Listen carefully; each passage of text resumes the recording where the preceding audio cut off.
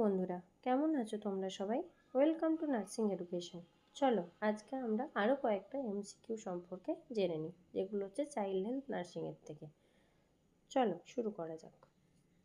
এগুলো আমাদের পরীক্ষার জন্য ভীষণ ইম্পর্ট্যান্ট। প্রত্যেকটা পরীক্ষার জন্যই এই ধরনের কোশ্চেনগুলো ভীষণ ইম্পর্ট্যান্ট। চলো start. What is the normal respiratory rate of A newborn? এখানে কী কী অপশন দেওয়া আছে দেখো। 12 থেকে 20, 20 থেকে 30, 30 থেকে 60, 10 থেকে 15। নর্মালি আমরা এটা কি বলি? 40 থেকে 60, তাই তো? তো এখানে আমার কাছাকাছির মধ্যে কোনটা আসছে তাহলে? 30 থেকে 60, তাই উত্তরটা হবে 30 থেকে 60। চলো পরের question. Apgar score is assessed at how many minutes after birth? কি বলছে? আপগার স্কোর আমরা কখন অ্যাসেস করব? ঠিক আছে, একটা বাচ্চার আপগার স্কোর। আপগার স্কোরটা কি? আমরা সবাই জানি আপগার স্কোর কি। বলো। আপগার স্কোর যখন তুমি দেখবে তখন আমাদেরকে আপগার স্কোর দেখতে হবে 1 মিনিটে 5 মিনিটে। ঠিক আছে, এটা আমরা কখন দেখি? যখন একটা নিউবর্ন বেবি ডেলিভারি হয় তখন। আপগার স্কোরে আমরা মেনলি কী কী দেখি? এ, পি, জি, এ, আর, তাই তো? এই কটা জিনিস দেখি। এবার এ মানে কি? Appearance, pulse rate, grimace, activity, respiration কীরকম আছে। রেসপিরেটরি রেট পার মিনিট অনেক সময় বলে, কিন্তু ওটা কিন্তু ঠিক নয়, ওটা অপশনে দেওয়া থাকে ডিস্ট্রাকশনের জন্য। ঠিক আছে, এই জিনিসগুলো আমরা কখন দেখব? 1 মিনিটে একবার দেখব, 5 মিনিটে একবার দেখব। তাহলে কি হবে? আমাদের বাচ্চার কন্ডিশন কীরকম আছে না আছে সেটা সম্পর্কে আমরা জানতে পারবো। ঠিক আছে, next question. The first milk secreted by the mother after delivery? প্রথম যে মায়ের যে মিল্কটা সিক্রেশন হয় সেটাকে আমরা কি বলি, তাই তো? সেটাকে আমাদের কি বলা হয়? সেটাকে আমরা কোলোস্টাম বলি। এটা আমরা সবাই জানি, তাই তো? সেটাকে আমরা বলি কোলোস্টাম। কোলোস্টামের পর আমাদের যেটা বার হয় সেটাকে আমরা কি বলি? সেটাকে আমরা বলি ট্রানজিশনাল মিল্ক। আমাদের একটা ম্যাচিওর মিল্ক আর কোলোস্টামের মাঝখানে যেটা, সেটাকে আমরা বলি ট্রানজিশনাল মিল্ক। কোলোস্টাম কী থাকে? আমাদের প্রোটিন রিচড হয়, তাই তো? আর এইটা আমাদের প্রথম কয়েকদিনই, 1 থেকে 2 দিন, 2 দিন থেকে 3 দিন, 1 থেকে 3 দিন আমরা এটা মোটামুটি বলতে পারি আমাদের কোলোস্টাম সিক্রেশন হয়। ঠিক আছে, next question. Normal weight of a newborn baby? কি বলছে? একটা বাচ্চা যখন জন্মায় তখন তার নর্মাল ওয়েট কত হয়? এটা ভীষণ ইজি, এটা সবাই জানি আমরা। এটা হচ্ছে কত? 2.5 থেকে 3.5 কেজি। Option B. Next question. Which vitamin deficiency causes rickets? এটা তো আমরা জানি প্রত্যেকেই, আমাদের রিকেট কিসের জন্য হয়? সেটা হচ্ছে ভিটামিন ডি। বাকিগুলোর জন্য কি কি হয় এটা কিন্তু আমাদের ভীষণ ইম্পর্ট্যান্ট, এগুলো কিন্তু প্রত্যেকে দেখে নেবে। ভিটামিন হচ্ছে ভীষণ ইম্পর্ট্যান্ট, ভিটামিন মিনারেলস এগুলো থেকে প্রত্যেকবারই কিছু না কিছু কোশ্চেন আসে। তোমাদের যদি দরকার হয় আমাকে কমেন্টে জানিও, আমি তোমাদের জন্য আলাদা করে ভিডিও করে দেবো। At what age does a child double their birth weight? কখন একটা বাচ্চার বার্থ ওয়েট ডাবল হয়ে যায়? এটা আমরা জানি, এটা হচ্ছে কখন? এটা হচ্ছে 5 মান্থ। আর যদি এই কোশ্চেনটাই আসে 5 মান্থ, এই সেম কোশ্চেন আসে যে কখন একটা বাচ্চার ইয়েটা ট্রিপল হয়ে যায়, 3 গুণ। 3 গুণ কখন হয়? যখন আমার বাচ্চার বয়স থাকে 1 ইয়ার অফ এজ। ঠিক আছে, 1 বছর বয়সে একটা বাচ্চার এজ 3 গুণ হয়ে যায়। Exclusive breast feeding is recommended for the first? কতদিন আমরা এক্সক্লুসিভ ব্রেস্ট ফিডিং দিতে বলি একটা বাচ্চাকে? আমাদের 6 মাস। প্রথম 6 মাস আমরা কি বলি? এক্সক্লুসিভ ব্রেস্ট ফিডিং দিতে, তাই তো? 6 মাসের পর আমরা কি বলি? আমাদের উইনিং স্টার্ট হয়ে যায়। উইনিং স্টার্ট হলে আমাদের এক্সক্লুসিভ ব্রেস্ট ফিডিং বন্ধ হয়ে যায়। তখন আমরা কি করি? কমপ্লিমেন্টারি ফিডিং, মানে তার সাথে একটা কিছু বাচ্চাকে আমাদের নর্মাল খাবারের সাথে বাচ্চাকে আমরা কি করি? অভ্যস্ত করি। তার সাথে আমরা কি করি? ব্রেস্ট ফিডিং চালাই, ব্রেস্ট ফিডিং দিতে বলি। তাই এক্সক্লুসিভ ব্রেস্ট ফিডিং হচ্ছে আমার 6 মান্থ, যেটা হচ্ছে option C.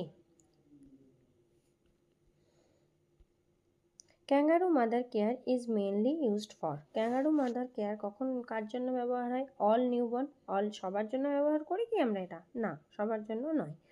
Low birth weight baby, হ্যাঁ লো বার্থ ওয়েট বেবিদের জন্যই আমরা ক্যাঙ্গারু মাদার কেয়ারটা ইউজ করি। লো বার্থ ওয়েট বেবি মানে কি? লো বার্থ ওয়েট বেবি মানে হচ্ছে যে সমস্ত বাচ্চার ওজন কত? লেস দেন 2.5 কেজি বা হচ্ছে 2500 গ্রামের নিচে, যেটা আমি এক্ষুনি একটু আগে বললাম কি 2.5 থেকে 3.5 একটা বাচ্চার নর্মাল ওজন। সেক্ষেত্রে আমার কি হচ্ছে 2.5-এর যখন নিচে তখন আমার লো বার্থ ওয়েট বেবি হচ্ছে, সেই বেবিদেরকে আমরা ক্যাঙ্গারু মাদার কেয়ার দিই। টার্ম বেবিদের জন্যও নয়, সিক নিওনেট অনলি এরকমও নয়, আমাদের মেনলি হচ্ছে আমরা লো বার্থ ওয়েট দেখি। এর সাথে যদি সিক নিওনেট থাকে আমরা অবশ্যই সেক্ষেত্রে দেখবো যে তার কী কী প্রবলেম হচ্ছে, তখন আমরা এই ক্যাঙ্গারু মাদার কেয়ার ইউজ করি। Which of the following is a sign of dehydration in children? Dehydration, moist tongue. জিভটা যদি আমাদের ময়েস্ট থাকে তাহলে কি আমরা বলি ডিহাইড্রেশন? না, তাহলে আমাদের ডিহাইড্রেশন হয় না। শাঙ্কেন আইস, হ্যাঁ শাঙ্কেন আইস। ইনক্রিজড ইউরিন আউটপুট, না, আমাদের ডিহাইড্রেশনে কি হয় ইউরিন আউটপুটটা ডিক্রিজ হয়ে যায়।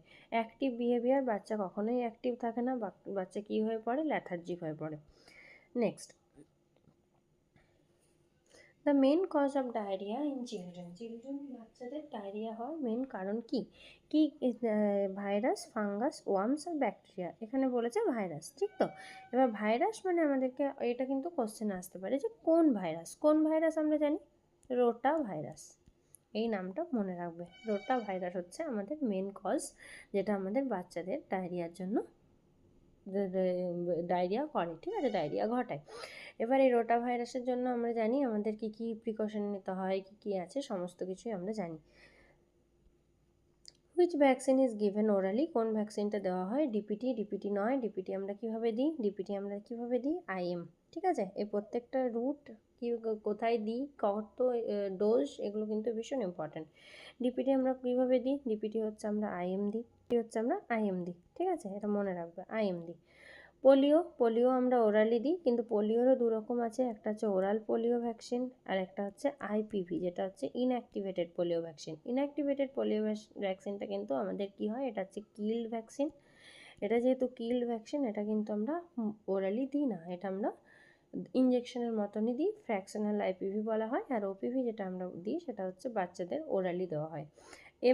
এমএমআর আমরা সাবকিউটেনিয়াস রুটে দিই, তাই তো। আর বিসিজি হচ্ছে আমরা ইন্ট্রাডার্মালি দিই।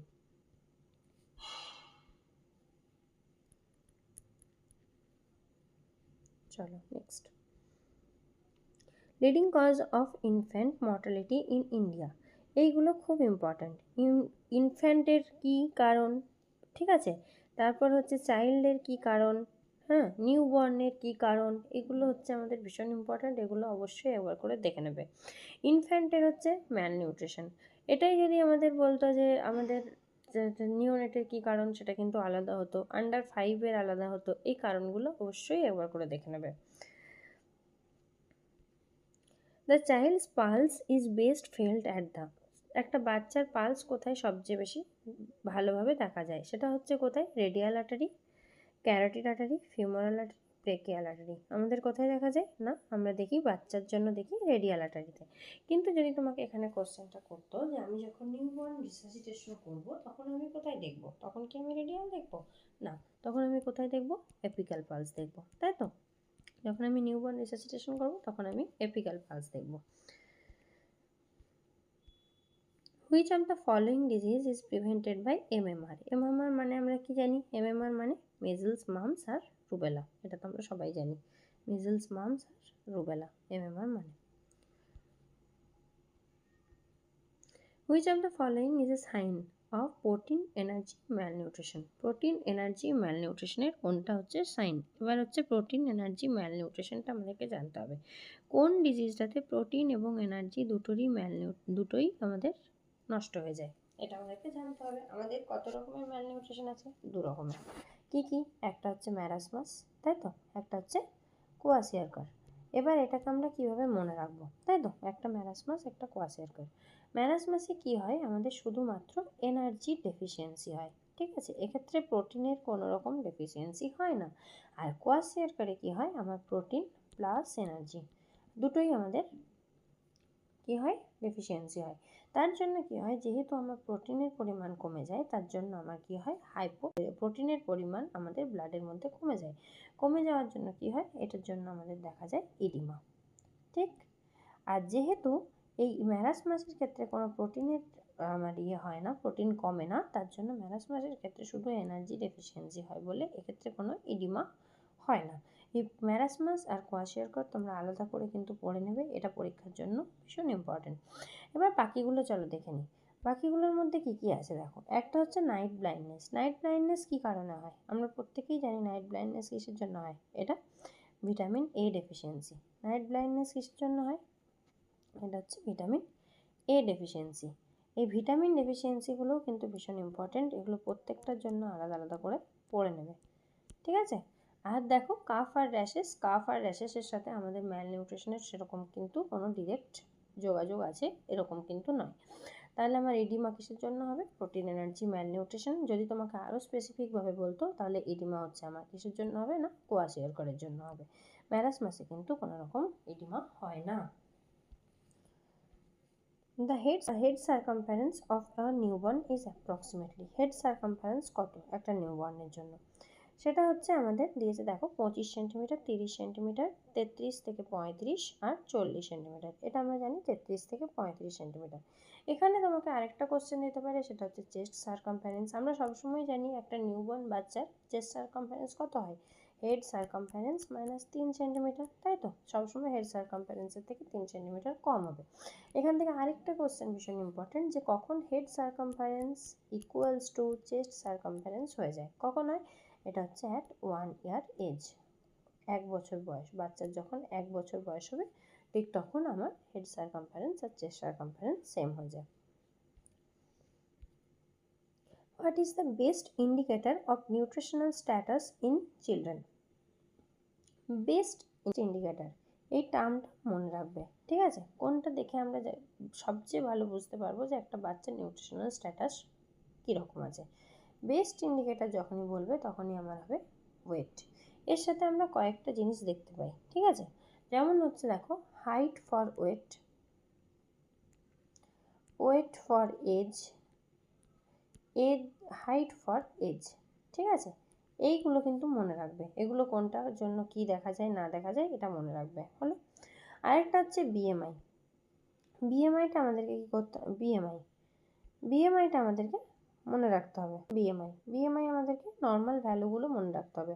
বিএমআই এর নর্মাল ভ্যালু কত, কতর থেকে কত, তার কতর নিচে এলে আমরা সেটাকে বলবো ম্যালনিউট্রিশন, কতর উপরে গেলে আমরা তাকে ওভার ওয়েট বলবো, তার কতর উপরে গেলে আমরা সেটাকে ওবেসিটি বলবো। এটা কিন্তু আমাদেরকে জানতে হবে। আর হেড সারকামফারেন্সের জন্য আমরা নিউট্রিশনাল স্ট্যাটাস খুব একটা জানতে পারি না। হেড সারকামফারেন্স দেখে আমরা যেটা জানতে পারি, মাথার মধ্যে যদি ধরো কোনো হাইড্রোসেফালাস হচ্ছে বা কিছু হচ্ছে সেক্ষেত্রে আমরা কিন্তু জানতে পারি, সেটাই আমাদের মেন ইন্ডিকেট করে হেড সারকামফারেন্সটা।